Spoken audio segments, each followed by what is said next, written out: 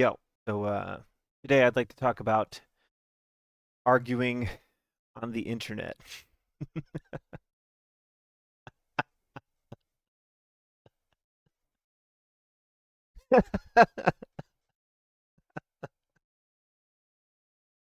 uh,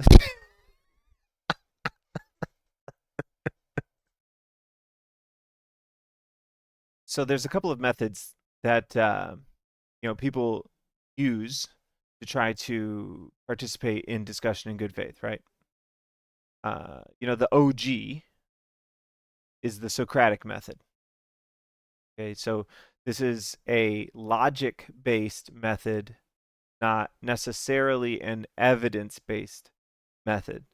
Uh, So it's a little bit different than, the more modern kinds of methods that we encounter today. But it's awesome, and when used in good faith, it's very effective and useful for helping each other gain knowledge. So the Socratic method. Step 1. Socrates' interlocutor asserts a thesis. For example, courage is endurance of the soul. All right? So courage is endurance of the soul, is what someone has claimed to Socrates. Now this statement here, it sounds nice. Courage is endurance of the soul. It sounds, true enough for a poem, but is it true in reality? Can we use the Socratic method to judge the veracity of this claim with logic? All right, so step 2. Socrates decides whether the thesis is false and targets for refutation. All right, so Socrates in step 2 here, he's already deciding whether this claim is true or false. And that might surprise some of you. This might sound kind of bad faith, where we're just listening to someone's claim and then deciding whether the thesis is true or false just based on what we heard them say in the claim. But, the method isn't over yet. This is a logical method, not an evidence-based method. So, we're going to go through a couple more steps yet, and we're going to use logic to try to understand more about the claim, courage is endurance of the soul. So on step 3, after deciding that the interlocutor's claim was false, Socrates begins to use questions whose answers might help us understand whether or not courage is indeed endurance of the soul. All right, so Socrates secures his interlocutor's agreement to further premises. For example, courage is a fine thing, and ignorant endurance is not a fine thing. So these aren't necessarily questions, these are statements, but you can understand how one might use questions in this stage, or how these statements may beg the question from the original claim. So in step 4, Socrates argues, and the interlocutor agrees. These further premises imply the contrary of the original thesis. So here in step 5, Socrates then claims he has shown his interlocutor's thesis is false and its negation is true. So because we've provided some statements, some sound claims, which our interlocutor cannot disagree with, and show that it is not consistent with reality, we can say the thesis is false. Its negation is true. So to simplify the Socratic method here, It's in these 5 stages. We have a thesis, consideration, challenge question, logical proof, and resolution. All right? So, thesis. In the Socratic method, a thesis is simply a claim about the state of reality. In the second step, we consider the claim. Does it sound like something that's true? Does it sound like something that's worth considering? Then, in the next step, we challenge the claim, the thesis, with a question, or with questions, or with statements that we agree are true, which beg the question of the original thesis. Then, after resolving the relationship between our challenge questions and the thesis, we have logical proof. Did our challenge questions falsify the thesis? Or did we find that the thesis seems logical? Either way, you have achieved logical proof. And then there is a resolution wherein we claim the veracity or the falsehood. Some time passes after Socrates, and, people have written a lot of things down. We've recorded a lot of things. We've written a lot of stuff down. We've measured a lot of things. So we come up with an evidence-based method for argument, the scientific method. So in this method, this evidence-based method, we define a question, gather information and resources, form an explanatory hypothesis, test the hypothesis by performing an experiment and collecting data in a reproducible manner, analyze the data, interpret the data, and draw conclusions that serve as a starting point for a new hypothesis. Then we publish results and retest. That is the scientific method. So let's get into it a little more specifically, First, we define a question. Okay, so we are trying to understand something about the universe. So we ask a question, why is this thing this way? How heavy is this thing? How does this process work? There's infinite questions, obviously. So next, we're going to gather information and resources. So, nowadays, often this means that we're looking at studies that have been done in the past.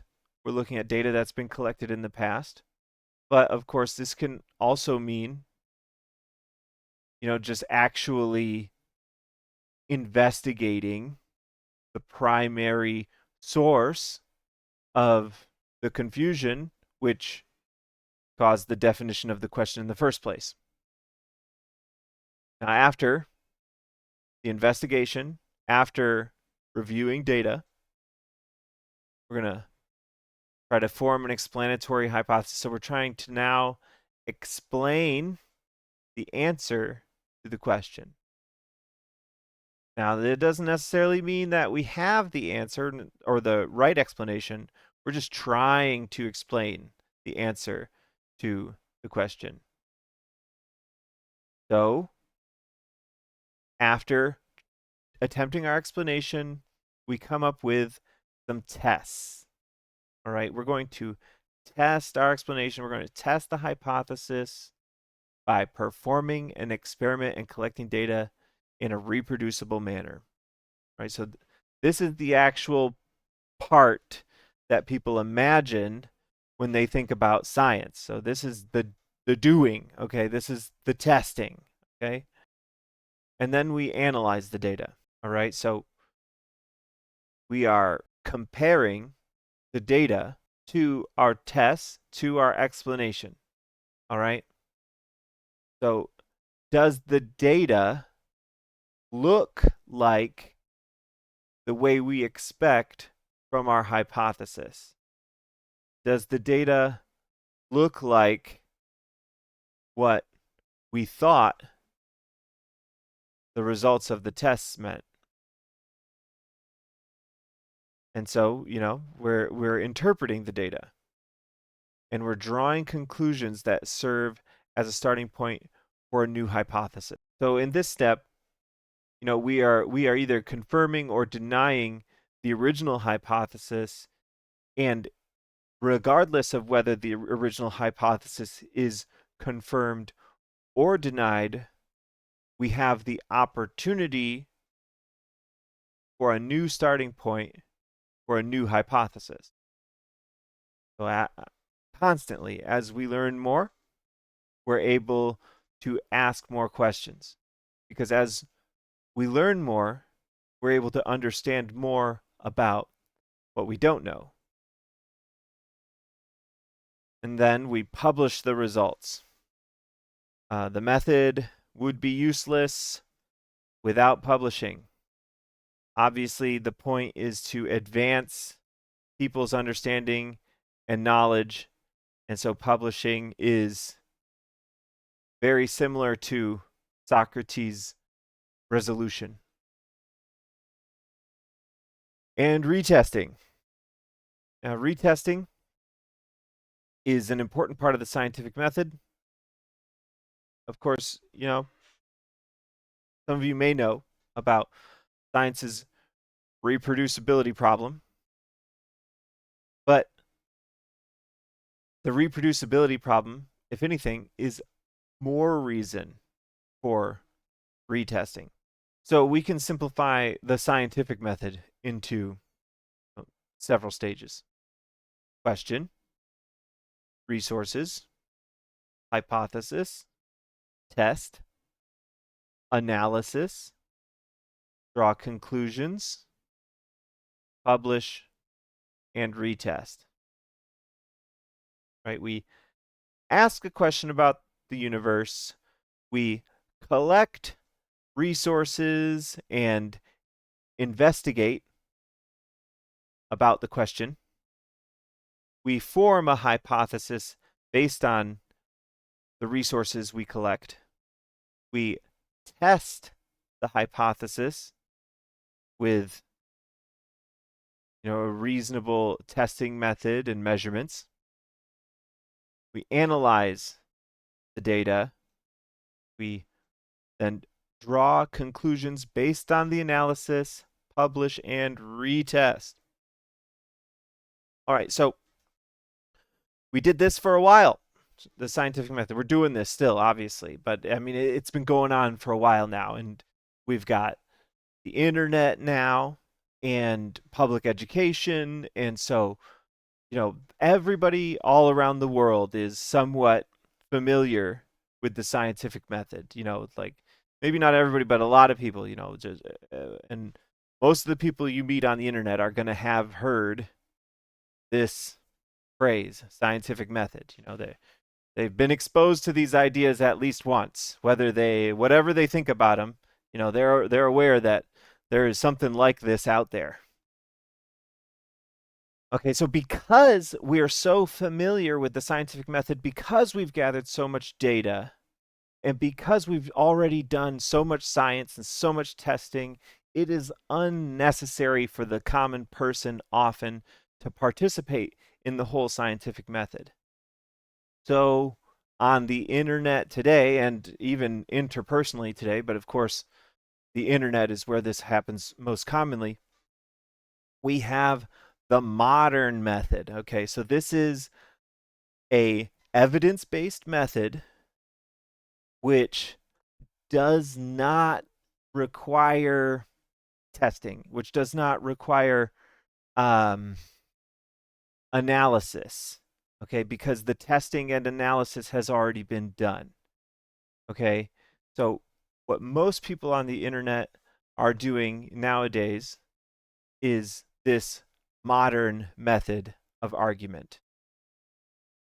This method includes defining a question, gathering information and resources, analyzing the data, and drawing conclusions. And I'll say this analyzing the data step is soft. This is a soft step, okay? We're obviously not needing to do, even a tenth of the analysis that the original scientists do. All right, we are just looking at their papers, and I mean, some of us are actually reading them. Some of us are just reading the conclusions. Some of us are just reading the conclusion and the abstract. And then some of us are pretending that we read them. And then some of us aren't pretending to read this shit at all. Okay, so the modern method. It's like the scientific method. It's really a shorthand for the scientific method.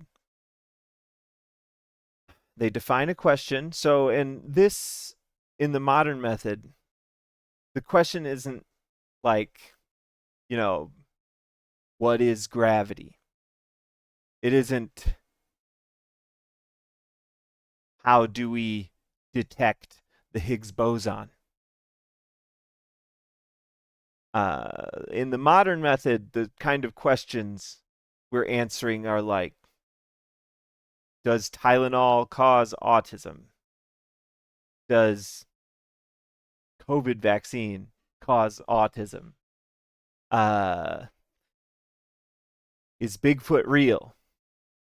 And obviously the modern method can be used to discuss much more serious matters, but what I'm trying to illustrate to you is that the modern method is not the method that we're using for the edge of knowledge, okay? We're still using the Socratic method and the scientific method for that. The modern method is a shorthand of the scientific method that people engage in on the internet and interpersonally. Right? It's nice, man. It's super convenient. You just you have a question or a disagreement. You just whip out the data and bam, and now everybody's better for it, right? Oh shoot! So some of you by now can already see where these methods go wrong. We'll get into that. And the final method that you will see anywhere. So this isn't just on the internet. This method is older than the Socratic method. This is the oldest. This final method that I'm going to describe is the oldest method of argument of all of them. And it's actually still pretty popular today. The anti-empirical, authoritarian, post-truth method. I suppose you could maybe say pre-truth as well, but I think maybe that would be a misrepresentation of the culture of cavemen. Right. So in this method, we define a question and we draw a conclusion, baby. We're at the barbecue, we're at the family barbecue, and we're asking our freaking wino aunt what gerrymandering is. Actually, screw that. We're at the family barbecue, and we're asking our alcoholic uncle what gerrymandering is. That's this method, y'all. Okay? We're in the bar, sitting next to another sad guy, and we're asking that guy who he's voting for president. Okay? That is this method, right? And this is the method that like 35% of people actually participate in. They are just out here thinking they know and just carrying on, y'all. The anti-empirical authoritarian post-truth method. It's anti-empirical because it is not concerned with evidence or logic. It's authoritarian because the only reason anyone would abide by the guidance provided with this method is because of the authority of the individual who's making the conclusions. And it is post-truth because today, when the leader of the planet's hegemony can just lie ad nauseum and all of his fucking followers can just, eat that shit up and spit it out constantly. And then we've got AI just making fake videos and writing fake posts and all sorts of stuff, man. It's so what can you do? I mean, when it's so crazy out there, what can you do? You can't trust the evidence, the data. It's wild out here, y'all. What am I supposed to believe? Well, turns out the answer is whatever the fuck you want. That is the anti-empirical authoritarian post-truth method. All right. So now let's go back and we'll talk about all these different methods. We've already talked about how the methods, what they're effective for. Now, let's talk about what happens in the real world when we try to employ these methods, all right? So, someone makes a claim to me, a logical claim, or someone makes a claim to me that I think I might be able to resolve with logic. And so, I employ the Socratic method. I've disagreed with their assertion, and I'm going to challenge it with a question. Now, right here at this step, y'all, the entire effort of attempting to participate in the diffusion of knowledge can be completely derailed. All right, so you ask a challenge question, and this crazy ass motherfucker just answers whatever wild ass shit comes to mind, man. All right. So you're out in the real world, you're like, this guy's made a claim to me, doesn't make any sense, dog. What about this question, man? And he's like, "Oh, well, that's just because of this crazy shit." And then you are like, "Bro, where do I start with you?" Like, what? So you can see the Socratic method is nice. It's nice. But, it's not impervious. All right, so imagine you're able to achieve a little bit of agreement out of your interlocutor with your challenge question. And so you attempt to make this step to logical proof. Oh, but you underestimated the weakness of your interlocutor's ability to participate in logic. For when you claim your logical proof, your interlocutor does not digest the lesson. It simply does not penetrate their skull. Unfortunate. So, the Socratic method doesn't work. You could even imagine that there's a significant portion of the American society who is completely immune to the Socratic method. Just doesn't work.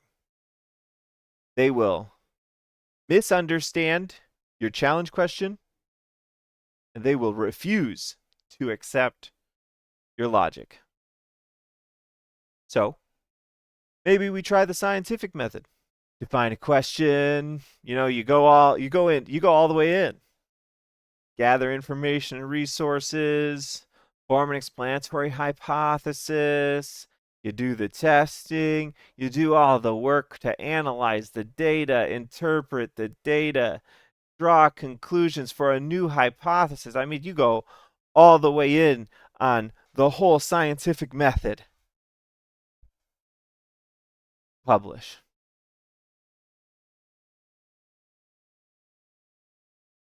And then Dr. Phil or Dr. Oz comes on TV and says, "You're full of shit." Or you go through all that trouble and the dumbass you're trying to convince says, "You're full of shit." So obviously the scientific method isn't necessarily the one we want to do. That's a huge waste of time. So we'll do the modern method, all right? We're going to save ourselves some time. We're just going to cut straight through the bullshit. The data is out there, okay? And we're just going to show it to them because, they got public education just like I do. High school, college level education, so they should be able to digest the data produced by the professional structures we created to collect and collate the data, right? So the question is defined. You gather information resources, analyze the data, and draw a conclusion, right? But then, regardless of how many citations and sources you provide, your interlocutor, the person whose claim or whatever confusion you're trying to suss out, they don't give a shit. They don't give a shit, dude. So what? So what if you got the legal documents? So what if you've got the evidence? So what if you've got the tests, the data, the knowledge, the certifications, the accreditations? They don't give a shit. So fuck your modern method. So because we're not allowed to argue in good faith, so when a society can't argue in good faith, when they can no longer make use of the Socratic method, when they can no longer make use of the scientific method, when they can no longer make use of the modern method because of the obstinate ignorance of their interlocutors, then the only method that everyone will be left with is the anti-empirical authoritarian post-truth method, where we simply say what the fuck we believe and what the fuck we want to hear, and then we just fight about it.